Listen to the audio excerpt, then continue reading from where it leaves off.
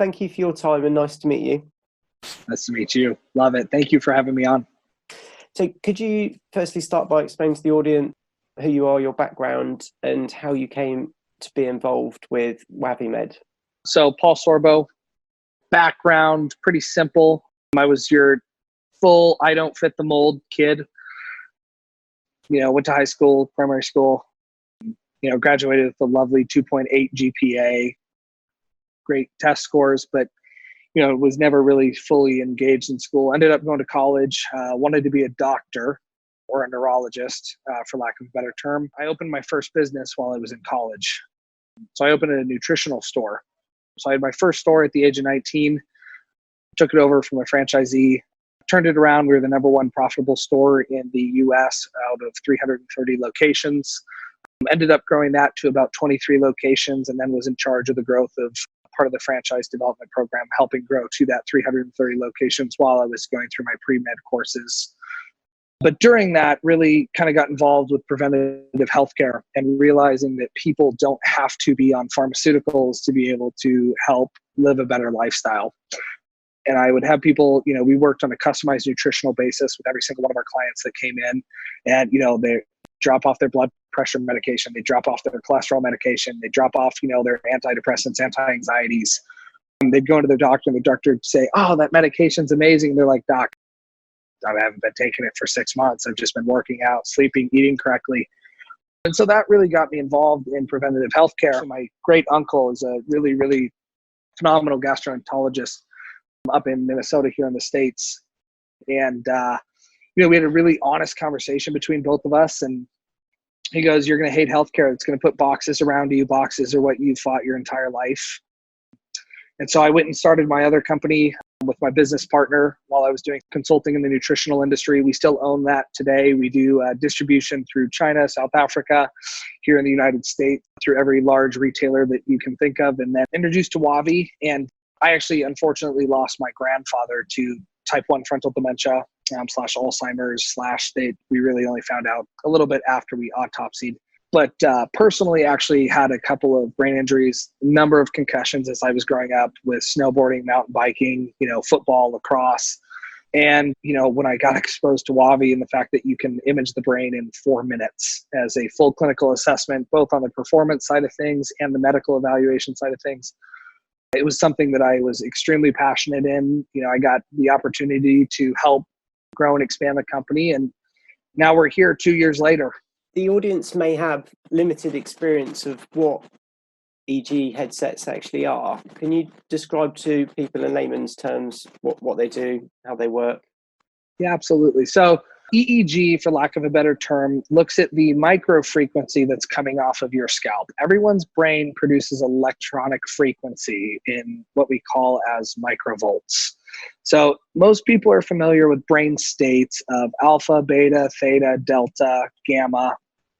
And all we're doing is we're measuring the concentration of basically electrofrequency coming off your scalp. We're not actually doing anything to the brain. Typically what this would do is it would take about, anywhere from an hour to 3 hours in a hospital, $5,000 to $10,000 later.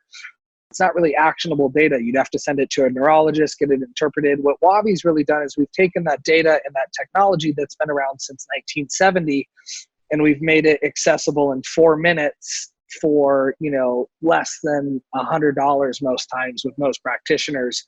And it's actually actionable data that people can do. We also do not only EEG, but we do evoked potentials. And evoked potentials are basically how well your brain is processing any sort of sensory information. How much energy does your brain have to donate towards anything, and how quickly does your brain respond to any signal? Can you explain and again frame what an ERP is and the difference with EEG? ERP is actually pulled out of an EEG signal. So we have to be able to do EEG to get an evoked potential, or ERP. So basically what happens is when I snap, everyone's brain processes that at a speed and a strength. It's basically how much energy your brain has to donate towards any given signal. Now we can do this auditory based, or we can do it visually. And then there's also a time that happens at. It comes in through the ear, goes to your thalamus, bounces off your cortices about 10 times. Your brain says, "Ooh, yeah, that was different," or "That's a signal," or "I need to do something." And that's what an ERP is. And that value is actually called P300. Again, it's been around since 1970. It's not anything new. But the best part about it is it's extremely actionable data. It's literally something that we can measure you to you on a regular basis, and we can compare you subsequently, whether it's pre-post injury, pre-post intervention, year over year for prevention of dementia and Alzheimer's. And it's an extremely reliable marker, but it's also a universal marker. Just like we would test your cholesterol on a year over year basis, your blood pressure, we can do your brain as well. And we can see exactly how your brain is processing sensory information. And can you explain the difference between WAVi Performance and Wavi Medical? Yeah, so WAVi Performance is our line that we make accessible to every single person in the world. Whether you're a high performance coach, whether you're a nutritionist, whether you're a MD, whether you're a biohacking facility, whether you're Jim Quick, Dave Asprey, it doesn't matter. Anybody can do this scan because it's just a wellness device. We're just measuring how well basically your brain is processing signals. Our medical line here in the States will be a fully insurance reimbursable side of things. It's a very limited platform. It has one test, one insurance reimbursable side of things. But the nice part about that is it does make it insurance reimbursable, which makes it accessible to a good majority of people on that side of things. So that's the one thing we're working through right now. But we didn't want to stop at that because with an FDA clearance here in the States, what we have to do is it has to be a medical doctor. Well, I don't believe that this data should just be in medical doctors' hands. It should be in everyone's hands. Whether it's a fitness facility, whether it's a nutrition club, whether it's a high performance, athlete, it doesn't matter. Just because you're testing someone's brain for prevention of dementia and Alzheimer's, well, why shouldn't we be testing their brain on how effectively they're recovering, or an entrepreneur, to make sure how well that my brain is processing signals and what can I do to improve that with my lifestyle? You touched on it there, that well-being starts with the head. Well, I mean, your head controls everything.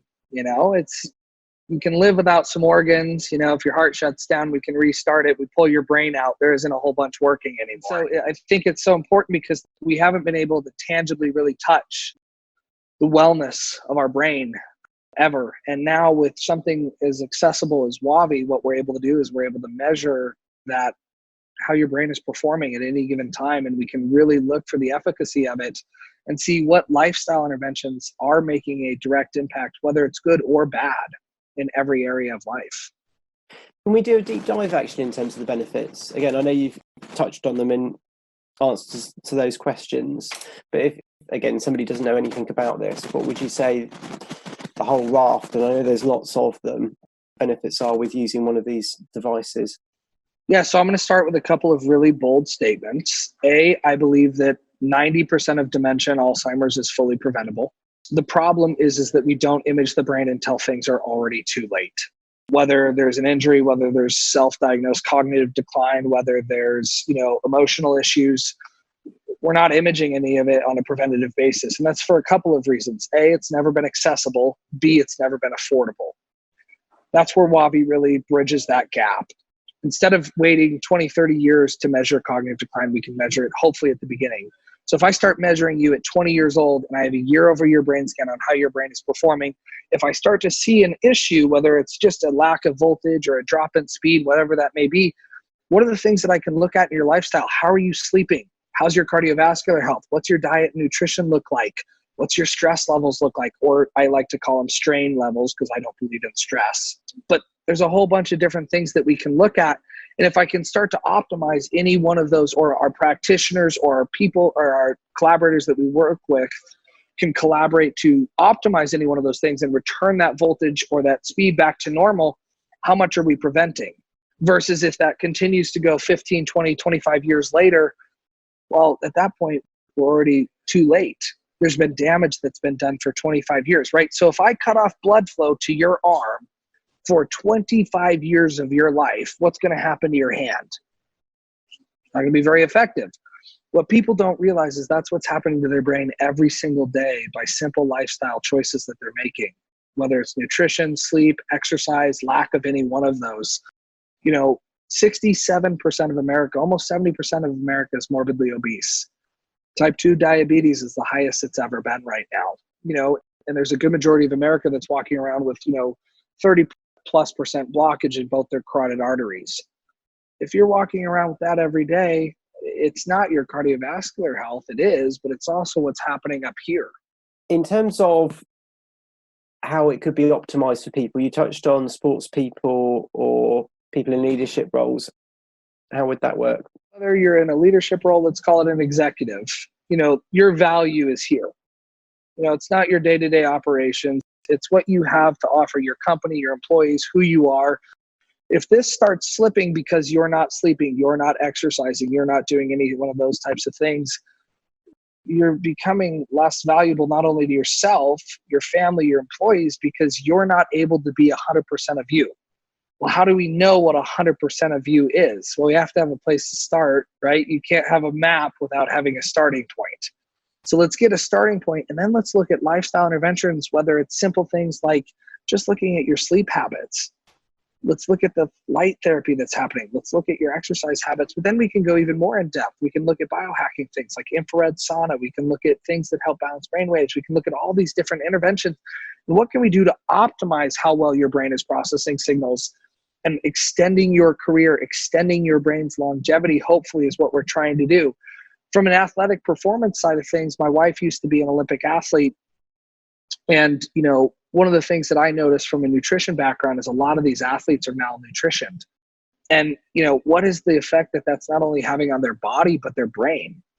I see it every day. So if I can get you to recover physically, why shouldn't I be able to get you to recover mentally more efficiently? Whether you're on a long plane ride, whether you're overtraining, are you overtraining? Does that make a difference on how well your brain processes signals? Again, you have to have a measurement to be able to optimize these things. So it's not just on a preventative thing, it's on a recovery, it's on a performance aspect. And we can even go more in depth, and I can say if I have a baseline WAVi scan on every single person in the world, you get in a car accident, you want to know exactly what's different. If I don't have a starting point, I can't tell you what's changed. Then I can figure out the therapies that can actually rehab you to get you back to your starting point or better. Having looked on the website, is it a Momo designed helmet of sorts? Is that? So we collaborated with Momo. David Joffe and David Oakley are founders. David Oakley being a Nobel physicist or Nobel collaborator. He actually used to run the particle accelerator at Los Alamos, so he's got 1 or 2 brain cells up there. And then David Joffe was actually the co-creator of the pulse ox. One of the things that they really wanted to do is, if you look at most traditional brain devices, they're not aesthetically appealing at all, and they're extremely intimidating. And how do you want to convince people to get their brain scanned if it's extremely intimidating and over-encompassing thing to do? It shouldn't be. So we collaborated with Momo, who's very famous for the safety of Porsche, Ferrari. Over in Italy, we have some great collaborators over there that helped us design the headset to be something that we can do a full clinical brain evaluation in 4 minutes with. And it's extremely comfortable to wear. It's super easy. It's fun. People love it. It comes in a whole bunch of fun colors. It's really exciting. So would I feel anything when I'm wearing it and it's taking 4 minutes? Nope. Literally, all you're going to do is 4 minutes. We'll do the auditory test in 4 minutes. Your eyes will be closed. We'll be playing a series of beeps, some low tones that are every second, second and a half, and then a random high-pitched tone. And whenever that random high-pitched tone happens, your brain says, ooh, that was different. And we're able to measure exactly how your brain processes that signal, how much energy, how long that takes to happen. And the best part about this is you can't fake it, right? If you come in tomorrow and I'm like, all right, look, I need you to think faster, or I need you to think stronger. There's nothing there. So that's where it becomes a really valuable tool, especially in athletic performance when we start researching things like concussion protocol. We can really take out the variability aspect on, is the athlete faking it? Well, they can't fake this. So I've done it for 4 minutes. What happens then? So once the 4 minutes is over, what we're able to do is we're able to pull out the data. Literally, it's instantaneously actionable data. It's not like it has to get sent to a neurologist. Your full report comes out. Whoever the practitioner is, they'll go over it with you. We can make recommendations. We can look deeper into your health. And we can look at markers like ADD, ADHD correlations, depression, anxiety correlations, both how your brain is processing signals as well as how quickly your brain is, or you're physically processing signals. We can even look at the individual coherence of your brain. It depends on how deep you want to go. For some individual neurofeedback practitioners, we're able to look at individual brain state and concentration and communication of brain states across the entire cerebral cortex. So it really is an actionable device that a lot of our practitioners, collaborators can start to use to create customized therapies for their patients and our clients. So Paul, I was wondering, is this something that somebody can use in their own home, or is it only for individuals to work with practitioners? Yeah, so I do have some individuals utilizing it in their homes. Obviously there is a barrier to entry on cost. I call it extremely affordable for a medical device. I mean, we're a tenth of the price of most clinical EEG devices. We're a fraction of the price of most QEEG devices out there. And it's extremely usable. That being said, it was still designed as a full medical device. So it depends on your cost. If you are an individual that has the means, absolutely. It's something that I can have most individuals trained in 3 to 4 hours on completely to run a scan. Does it make sense to put it in someone's home? I guess. I mean, that's why I'm working with so many personal clients nowadays that are coaching clients, because they have all their clients that they're working with, whether it's lifestyle, business optimization, etc. They do own these, and it wasn't ever an area that I thought we would be in, but we are in. Brilliant. And how does this link up with neurofeedback, Paul? We recently interviewed Dr. Andrew Hill, and he was talking about his work with the Peak Brain Institute. And it strikes me that if you can take a brain scan only in 4 minutes, then there could be a really effective neurofeedback application there too. Yeah, there totally is. And that's why we're starting to expand so much into this neurofeedback world. A lot of the neurofeedback practitioners right now are so QEEG driven, and cues are amazing, right? But the problem, or not even the problem, what cues measure is state dependency, right? It's fluidity states. So your brain state, my brain state, Nick's brain state, anybody that I can name, all of us have a different brain state. And if I change something, if I give you $1 million, your brain state's going to change, versus if I slap you across the side of the face, your state's going to change, right? So the reliability from state to state can be a little bit questionable. And so establishing a baseline is really hard. And that's what I almost have a little bit of not an issue with neurofeedback, but I think that there's a different conversation that we need to be having. Neurofeedback, we're talking about upregulating alpha, upregulating theta, delta, beta, right? Well, the reality of the fact is you're not in any one of those states at one time. You're in all of those states. So I'm a low alpha producer. It's just how my brain is, right? Why do I need to upregulate my alpha? Is that what's right for my brain? Or am I a theta-driven individual? Or is that state dependent on my lack of sleep? Is it dependent on how focused I need to be? Is it dependent on my state of being at that current time? Is there a purpose that I'm in that state? So when we start to look at these cue-driven markers, what they're lacking is they're lacking the functionality side of things. And that's where these values like P300 really give you this in-depth view of how well the cortex is functioning. It's not a fluid marker. It only varies about 5%, plus or minus 5%. So now if I compare the functionality side of your cortex with the state, so if I see impaired functionality, let's say in the left frontal cortex, and I see an off state comparatively speaking to your right frontal cortex, now what can I do with neurofeedback to help balance those two areas of the brain? Can you explain it in layman's terms, just so I've completely got it? It all sounded good. Yeah, so in layman's terms, basically, states change. Depression doesn't exist. Depression's a state. There are people that are prone to things like anxiety and depression, but by controlling their lifestyle, they can change their brain state, right? And I can show people that. Your states are fluid. You go from happy to sad to tired, whatever it may be, on a regular basis, and that's okay. But the way that your brain actually processes sensory information only varies 5%. It's a really reliable marker.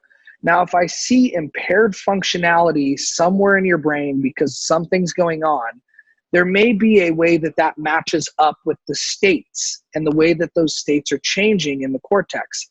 So let's say that I had an injury. So like, perfect example. When I was 15, I had an occipital blow during one of my snowboard competitions that I was completely unconscious for. In the back of my brain, I have really low functionality, or I used to before I started at WAVi. I've been rehabbing it for almost 2 years now, which is what is a really cool person story. But when you look at the symmetry of my right and left cortex, basically the right and left-hand side of my occipital lobe, my states were different. I was really high theta on the left and I was low theta on the right. So one of the things that we started tracking is how those states were changing as my brain was rehabbing. Now, this has never been accessible information, so I can't tell you what any of this means, but it's all research that we can do. These brain states are now something that we can hopefully start to make sense of. The coherence and the way that our brain is communicating from theta to alpha to beta to delta is something that hopefully we can make sense of as we're also looking at the functionality or how well your brain is actually functioning. Does that make sense in a little more layman terms? And you touched on brain coherence there. What's your view on meditation, and also people use your device in conjunction with meditation, and what have the results been like? That's a really broad question. My view on meditation for what? In what aspect? Yeah, I suppose pre and post brainwave coherence. Yeah, so it will change. Meditation is designed to change your brain state, right? And that's where devices like Muse are out there, and they're showing, some things. They're not super reliable devices, but they're good for, individuals at home in a home setting. Clinically, if you want to look at, truly how a brain state is changing pre-post meditation, that's where a perfect application of a WAVi comes in. We can measure you go through a meditation course, whatever that meditation may be. There's so many different variations that are so amazing.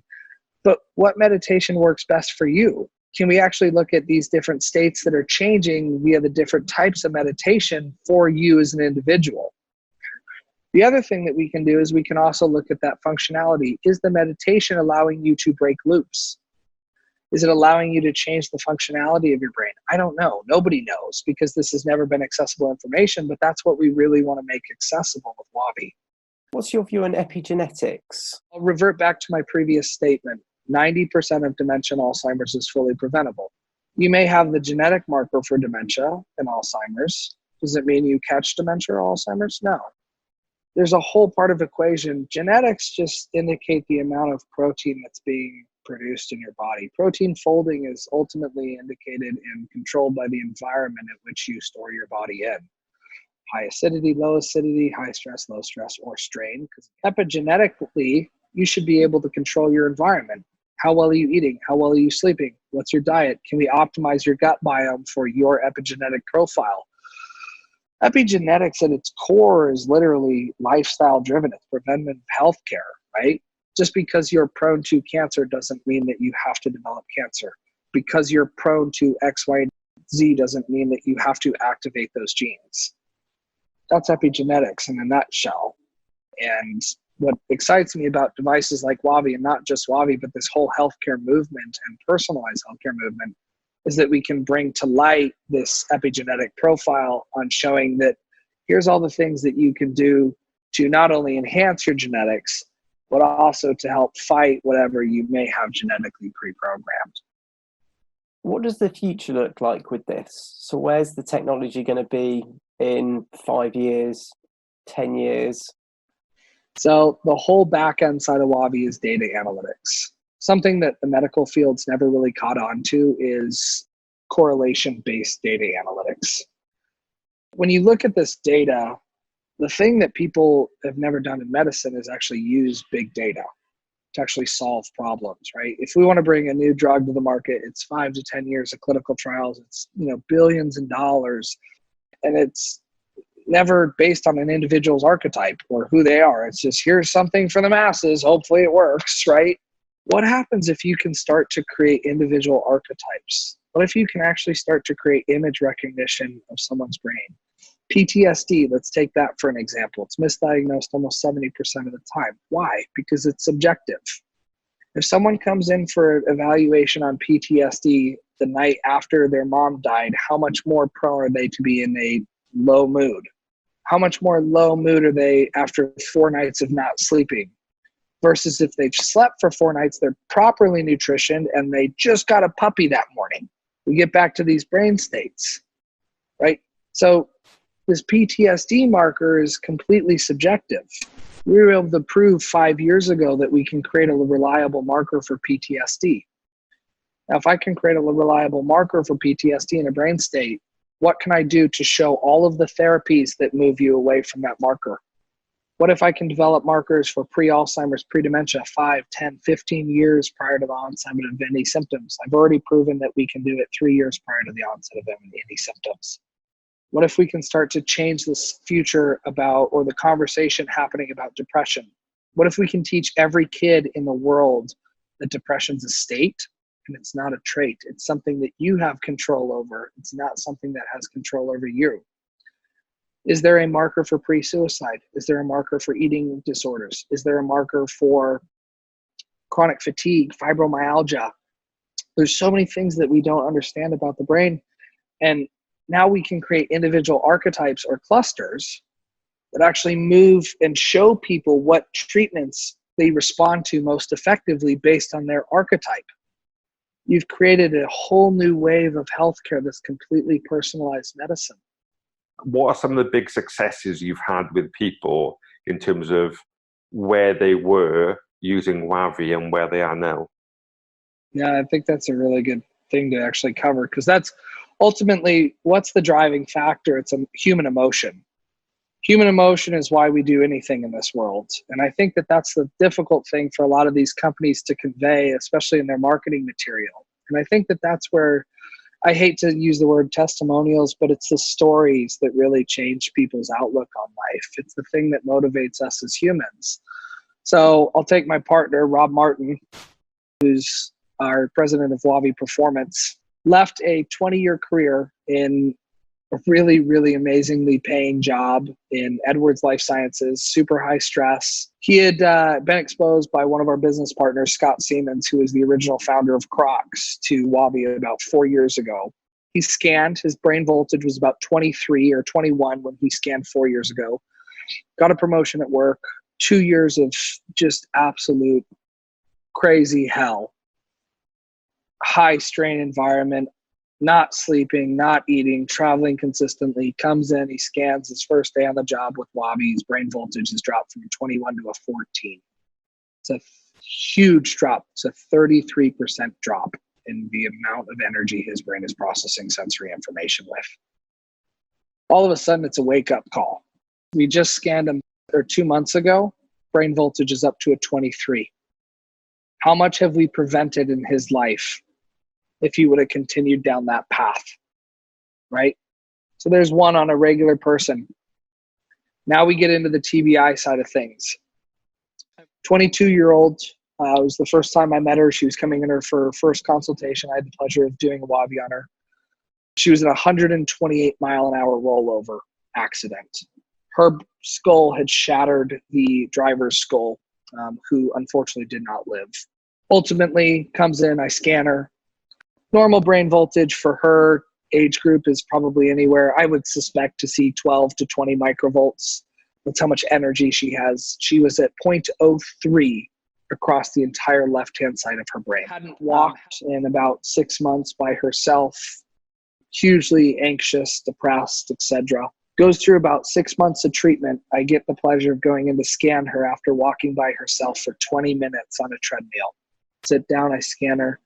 Her brain voltage on the left-hand side of her brain had gone from 0.3 to 6.7 across her entire left cortex. All of a sudden, the entire family's in the room. I'm going over the results with them. Every one of them is in tears. I'm in tears. And all of a sudden, she turns to me, and the mother looks at me, and she goes, "This is the first thing that has ever showed us that the work that we're putting into our daughter's brain is working." I keep up with her on a regular basis now. She's now up to 11 microvolts on her entire brain. She's walking. She's attending school again. She's going back to nursing school to specialize in traumatic brain injuries.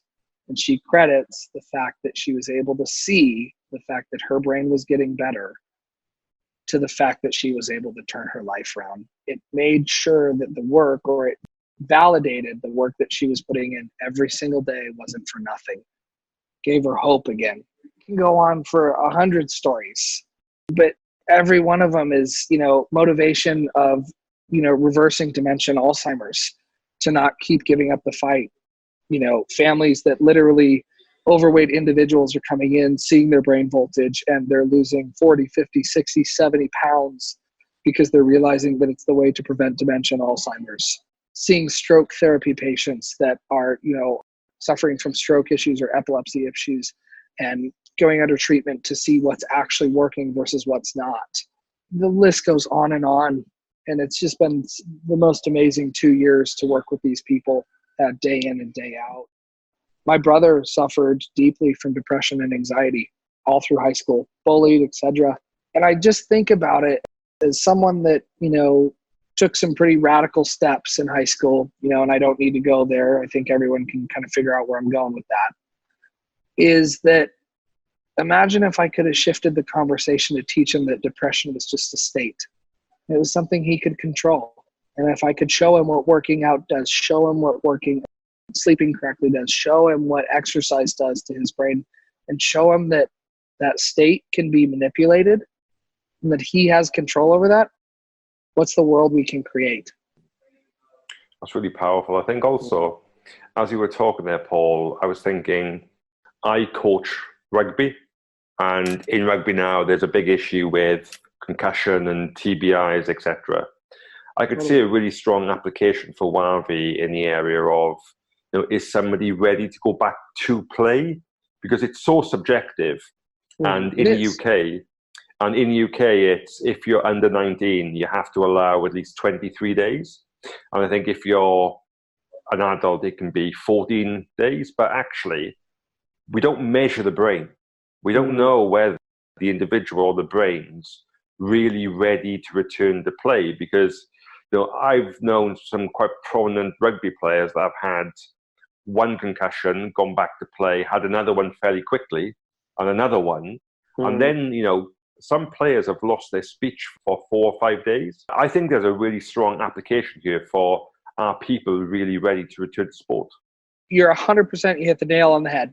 I mean, literally perfectly, but I'm going to change your verbiage just a little bit. I'm going to say, when aren't they ready to go back to play, right?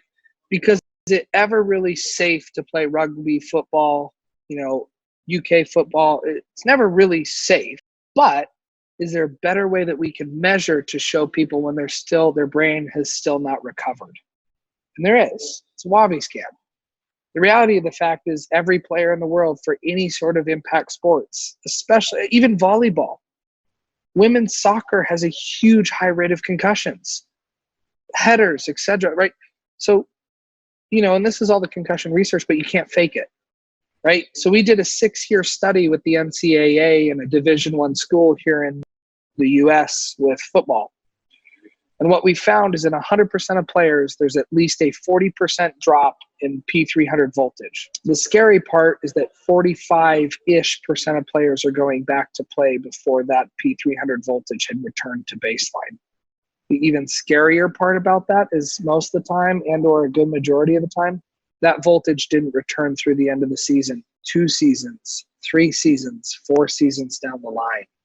Now, on the other hand, if we allowed the players to recover and their brain voltage had become what it was preseason, the likelihood of that voltage being suppressed at the end of the season was statistically significantly lower, especially if there was not another event. So rugby, football, soccer, lacrosse, volleyball, why is every single player not getting a baseline scan? It's affordable, it's quick, it's simple, it's actionable, and take it one step further. What's the pressure that these athletes feel to go back into play before they're ready, right? Because is a brain injury real? One of the biggest issues, I was just at a concussion symposium 2 weeks ago that we were sponsoring, and one of the biggest things is that coaches and parents are saying, well, are they just faking it? Do they just not want to play? How much stress or strain is that putting on that player's mind? Are you causing anxiety? Are you causing depression, which is a whole nother issue? Versus if we get the objective data, there's no argument. Then let's take it one step further. What are the therapies that actually help recover that injury, whatever it may be, faster, right? Because what is a concussion? Guess what? Nobody knows. The leading experts in the world don't know. The only way to really accurately describe a concussion is that it's a metabolic crisis of the brain. There's how many symptoms are there for a concussion? What changes from person to person to person? So when we asked our AI to find a reliable marker for a concussion, it couldn't do it. Versus it can do it for pre-Alzheimer's, pre-dementia. It can do it for PTSD, right? Because those are all states and they're reliable. But concussion varies from brain to brain to brain to brain to brain. So we need a personalized way to measure every single person. So, Paul, how do you measure concussion in the brain if it's individualized? Right now, Yeah. there isn't a way right now. With a WAVi, just get a baseline scan. Here's your brain. I know exactly what your brain is beforehand. I know exactly what it is after the event. And then I can see exactly when it's recovered. So you're able to basically identify the delta change before and after. And if there's a suspected concussion, you can put that delta down to the fact that there is a concussion. Exactly. Or something that has impaired functionality of the brain, right? Call that a concussion or not, whatever you want to put that word on, something has impaired your functionality of the brain. Likely the blow to your head. You know, it's easy to get wrapped up in this concussion world, but you know, it is such a great device for it. But then if you really open up the doorway to the mental health side of things, the dementia, Alzheimer's prevention, the performance side of things. Imagine if every entrepreneur had a year-over-year brain scan and we could start optimizing their brain, teaching them the habits that make them more effective, not only in their health, but in their business. If you took this to a company in terms of wellness, productivity, decrease in sick days, increase in retention. Yep. Game changer. If you're running a $300 million company, $400 million company, billion-dollar company, how irreplaceable are you? Well, nobody's irreplaceable, but you have knowledge. What happens when your mind starts going? What if I can teach you ways to keep that from happening as long as possible? How would somebody get in touch with a WAVi practitioner or look at building WAVi into their coaching practice? Yeah, so right now, everything's through our website. We have a Find a WAVi Practitioner Near You application on our website. We have just started expanding globally now that we're getting all of our certifications in order, because obviously here in the States and the UK and Australia all have very different certification processes. So we are finally launching internationally, which has been really exciting and growing extremely quickly. But if someone's interested in bringing in WAVi, we have a place on our website. How much would it be to sort of have an average WAVi consultation or to have WAVi in your practice? Yeah, so price point wise, you know, literally to the general consumer, it'll be anywhere from, I'd say, $80 to $300, depending on where the practice is getting it. We only charge the practitioner. We have a practitioner one-time licensing fee of $7,500, and that's it. And I know $7,500 can sound like a lot, but when you really look at medical devices, you're talking 20, 30, 40, 50, 60, 100, $500,000 for most medical devices. So $7,500 is extremely affordable, especially what you're getting. I mean, truly, for a clinical EEG like what we're getting, it's a six-figure EEG. But that's not our goal. Our goal is to make this data accessible to people and actionable. There is a per scan usage to the practitioner cost, and that's just the raw disposable electrodes that go into the headset, but they're an extremely minimal price. It's a super minimal cost. I mean, we're talking, you know, 30, 40, 50 bucks, depending on volume. It's ridiculously affordable. You have your baseline scan and it's throwing up some issues. How does WAVi then provide some information on how you can positively impact those issues or, you know, increase the voltage, etc.? Is it just the mechanism of the scan before and after, and it's up to the practitioner to then interpret that and suggest the action? Yeah. Here in the United States, the FDA doesn't like it when you are allowed to serve cake and eat it too. They don't like that, which is okay. But that's why we have so many amazing collaborators. We're working with one of our partners. We're flying down to Costa Rica to work with ayahuasca for PTSD for soldiers. We're going to pre-post them. Yeah, so that's happening in March, which will be really, really cool. So we're going to do that, but we're also doing another Costa Rica retreat for a wellness retreat for general individuals. And by establishing their baseline, is there a type of individual that responds better to different types of treatments? And that's all the data that we can provide to all of our practitioners. And that's where it's an open source collaboration. So one last thing before we go, what would be your top 3 tips for our audience, so executives, in terms of how they can increase their personal and professional performance? Number 1 would be prioritize your health. Make it a priority. It's really easy to shuck off. I'll sleep when I'm dead. You know, if I'm sleeping or if I'm exercising or I'm taking time to take care of myself, I'm not taking care of my company. The reality of the fact is the longer and longer you do that, the more and more you're compromising yourself, which is compromising your ability to lead yourself, your company, and your employees. For so long, I prided myself on the fact that I would sleep 2 to 3 hours, the very most, for years. I mean, seriously, years. And you hit a point of burnout, and it will happen. It's not if, it's when. And the minute you start prioritizing your health, you start prioritizing your company's health, which prioritizes the culture of your company, and you'll see exponential increase. So that's number one. Number two is realize that there are ways to get this information.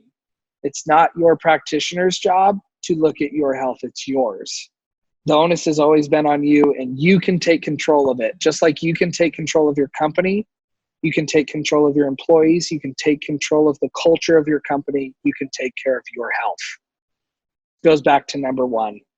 Number three is culture for me. Just like you would have any sort of culture around your healthcare, you have to have the proper healthcare system in your company or with the individuals that you surround yourself with. If you surround yourself with the individuals that are prioritizing their health, prioritizing their energy, prioritizing who they spend time with, you're prioritizing it because it's something that you prioritize. It's the same thing with your company. If you run a company, the number one thing in all of my companies that we look at is our culture. I don't care how good of a salesperson you are. I don't care how good you are at data analytics. If you don't add positive culture to the company, you do not have a job with me.